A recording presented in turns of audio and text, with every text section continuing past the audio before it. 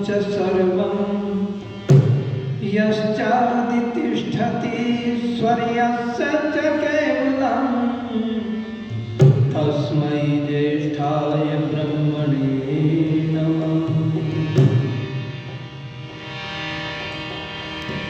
जो व्यथाएं प्रेरणा दे उन व्यथाओं को दुलारो, जूझ कर कठिनाइयों से रंग जीवन का निखारो।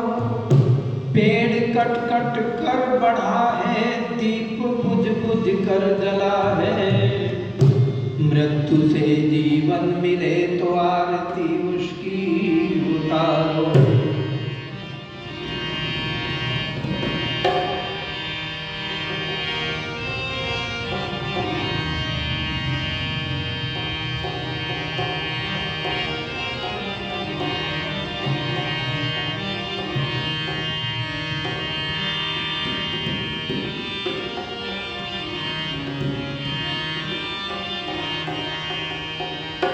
मैली चादर ओढ़ के कैसे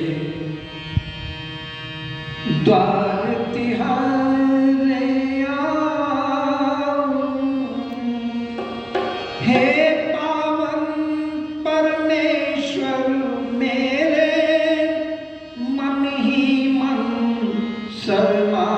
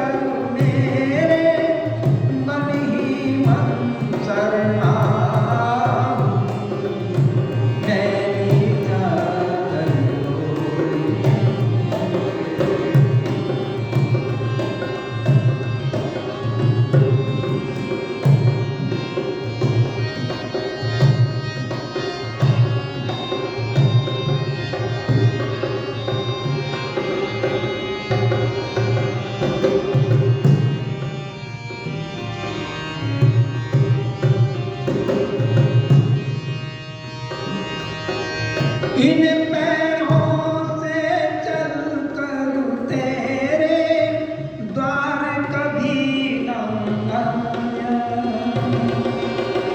इन पैरों से चलकर तेरे द्वार कभी न आया।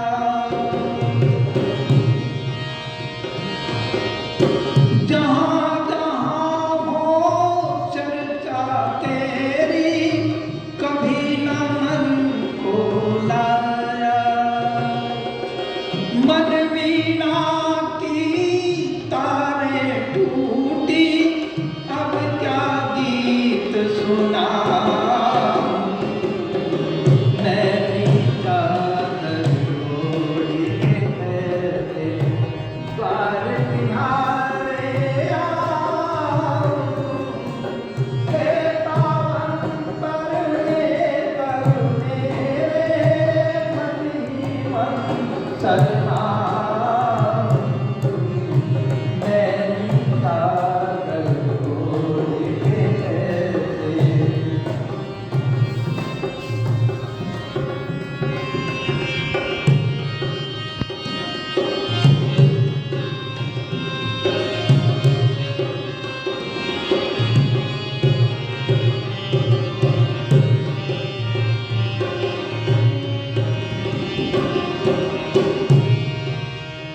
तुम हो एक अगोचर स्वामी सारा जगत संभाले।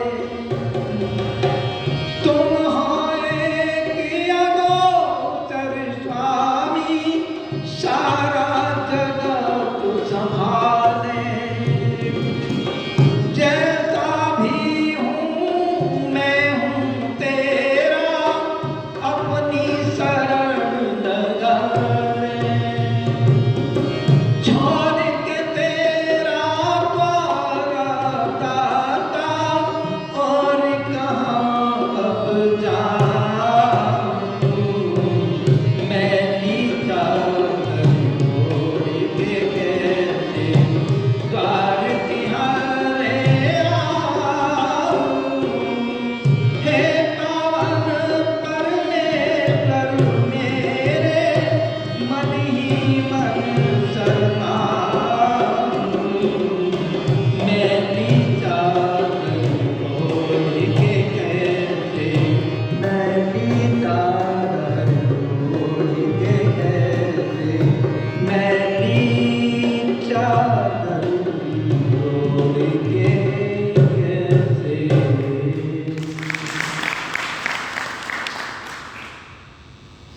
व्याख्यान वेदी पर विराजमान पूज्य स्वामी जी महाराज, आर्य समाज से जीवन को निखारे हुए हमारे सुरेश मदान साहब जी, बहुत ही दानवीर और स्वाध्यायशील सौम्यता की प्रतिमूर्ति हमारे अविनाश मल्होत्रा जी, प्रेम गावा जी, हमारे सुरेंद्र रावल जी और एक नौजवान और ब्रह्मचारी हमारे बीच में आए हैं, और हमारे श्याम मदान जी और सभी हमारे अनुराग आर्य जी, हमारी बिटिया माता जी और ब्रह्म विद्यालय से ब्रह्मचारी वृंद।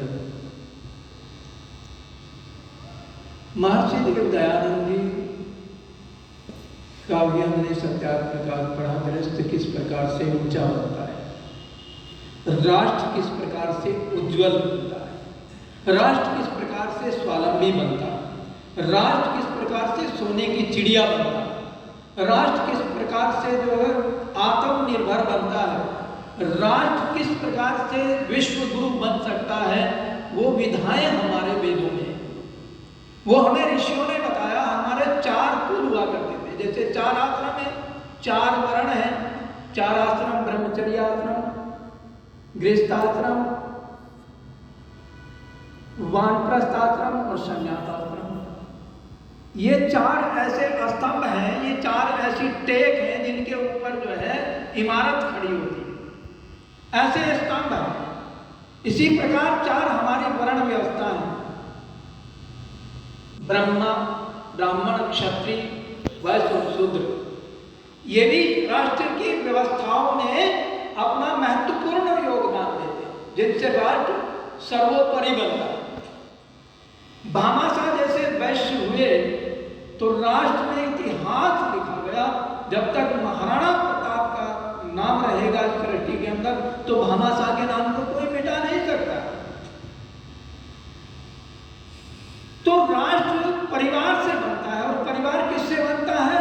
ये 4 कुल बताए हैं ऋषियों ने, 4 कुल। पहला कौन है? ऋषि कुल। पहला कुल कौन सा है? ऋषि कुल। ऋषि कुल से जो है, जो मान्यताएं होती थी, जो वेदों की मान्यताएं होती थी, ऋषि उनका पोषण करते थे, उनका प्रसार करते थे, उनका निर्देशन होता था ऋषियों का कि आचार्यों को कि आपको किस प्रकार से इस विधा का पोषण करना है ब्रह्मचारियों और ब्रह्मचारियों के अंदर। तो ऋषि कुल से आदेश होता था, निर्देश होता था, और आचार्य कुलम, आचार्य कुल से उसको जो है रोका जाता था, उसको संस्कारित किया जाता था ब्रह्मचारियों में और ब्रह्मचारियों में। इस कार्य को कौन करता था? आचार्य। दूसरे नंबर पर आचार्य कुल, और तीसरे नंबर पर कौन सा कुल है? कौन सा कुल है? ध्यान से सुना करो, फिर याद हो जाएगा। मैं भी ध्यान से सुनता था, मैं ज्यादा पढ़ा नहीं हूं, लेकिन मैंने ध्यान से सुना है। तो तीसरा कुल कौन सा है? पितृकुल। कौन सा है? पितृकुल। और चौथा कुल राजकुल। कौन सा? राजकुल। तो ये राजकुल किसके निर्देश पर चलता था? आचार्य और ऋषि के निर्देश पर चलता था। इसका संचालन कौन करता था? ऋषि करते थे और आचार्य करते थे। राजा को वो मान्य होता था, और राजा भी वैसा नहीं होता। यजुर्वेद में एक मंत्र आता है, ब्रह्मचर्येण तपसा राजा राष्ट्रं विरक्षति। ब्रह्मचर्येण आचार्य विमिच्छति। आचार्य विमिच्छति, अपने इच्छा के अनुसार जैसा राष्ट्र को चाहे बना सकता है। चाणक्य ने बनाया, महानंद को चैलेंज कर दिया कि मैं अपनी इच्छा के अनुसार ऐसा राष्ट्र को बना करके दिखाऊंगा, और चंद्रगुप्त को तैयार किया, बना करके दिखाया। तो ये 4 गुणों की मर्यादाएं जब तक रही हैं देश में, हमारा देश जो है विश्व गुरु कहलाया। और आज भी अगर 4 गुणों की बात को माने लोग, आज ऋषि नहीं दिखाई देते, ऋषियों को तो मार देते हैं। महर्षि दयानंद जी सदियों के बाद में, महर्षि दयानंद जी को परमात्मा ने भेजा, पर हमारे अपने लोगों ने ही उसको जहर देकर के मार दिया। अन्यथा आज देश का नक्शा कुछ और होता। ऋषि बदलते हैं, ऋषि का निर्देशन होता है, ऋषि अग्रगामी होते हैं। ऋषि चाहते हैं जैसा राष्ट्र चाहे वैसा बना सकते हैं। दयानंद ने प्रयास किया, राजाओं महाराजाओं को प्रेरित किया, सज्जन सिंह जैसे लोगों को, और उनकी प्रेरणा से लोग बदले। लाखों की संख्या में लोगों ने अपने जीवन को निखारा, पर करें क्या? लोगों ने उन मर्यादाओं को छोड़ दिया। कुछ दुष्ट लोग भी समाज में हैं, और उन दुष्टों का आज बोलबाला है। कुछ कथाकार दोगले आ गए हैं, जो अपने को आचार्य लिखते हैं और अली मौला गाते हैं मंच पर बैठ कर, भ्रमित कर रहे हैं हिंदुओं को। पर ये हिंदू डरता है बहुत, आर्य समाज से बहुत डरता है, बचता है। पर इसको बचाने वाला भी आर्य समाज है। पंडित मदन मोहन मालवीय जिन्होंने सनातन धर्म सभा की स्थापना की थी, वो लिखते हैं, आर्यों तुम दौड़ते रहना तो ये हिंदू चलता रहेगा, तुमने दौड़ना बंद कर दिया तो ये हिंदू चलना बंद कर देगा।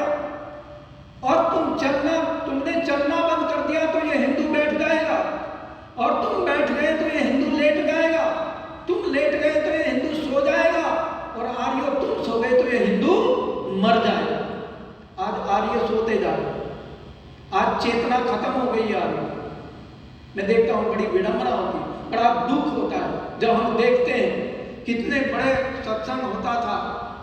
मैं अपने गांव की बात बताता हूँ, गांव में 400-500 लोग सत्संग में होते थे, साप्ताहिक सत्संग में 400-500 लोग। आज सत्संग में जाना है, उस दिन छुट्टी रखते थे, खेत में नहीं जाना, संडे को अपने आर्य समाज में जाना, सत्संग होता। और इस प्रकार से होता था, एक जगह पर नहीं, घोषणा होती जाती थी अगले सत्संग हमारे घर में होगा। उनके बड़े बड़े घेर होते थे किसानों के, उनमें होता था सत्संग। किस प्रकार से जब हम छोटे थे, पिताजी के बड़े पिताजी ताऊ जी जिनको कहते हैं, उनके साथ जाते थे। वो संस्कार ही हमारे बोल रहे हैं। जब हम देखते हैं कहाँ चला गया, जब तो साधन भी नहीं थे हमारे पास, सुविधाएं भी नहीं थी। आज साधन भी हैं, सुविधाएं भी हैं, पैसा भी है, परंतु हम पिछड़ते जा रहे हैं। और यदि हम पिछड़ गए तो आने वाला समय जो है बड़ा भयंकर दिखाई दे रहा है। हम तो दोनों चर्चा करते रहते हैं बैठे, दुख होता है। स्वामी जी तो बड़े तड़पते, करें क्या? कौन आए इस देश को बचाने के लिए? कौन इस संस्कृति की रक्षा करे? कौन आर्य समाज को खड़ा करे? ये चिंता हमें लगी रहती है, और हमें ही नहीं, सारे विद्वानों को लगी रहती है, जो राष्ट्र के प्रति अधिक न कहते हुए वाणी को विराम देता हूँ। स्वामी जी भी अपने वक्तव्य में कुछ उद्बोधन करेंगे, इन्हीं शब्दों के साथ विधि हो।